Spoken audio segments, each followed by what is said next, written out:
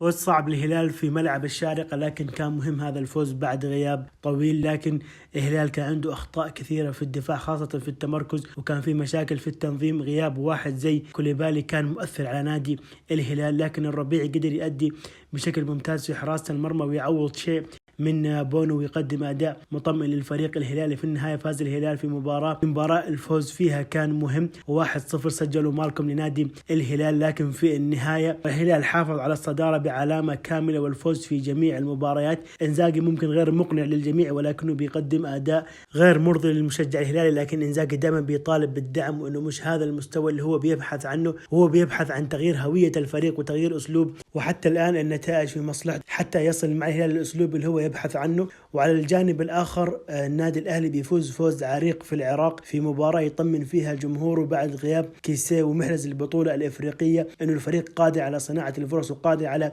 التهديف، وإن المدرب قادر يلقى حلول مختلفة تقدر تفيد النادي الأهلي على الصعيد الهجومي. فوز مهم جدا بشباك نظيفة، قدم جالينهو وإيبانيز وتوني مباراة مميزة جدا، وفوز يطمن المشجع الأهلاوي.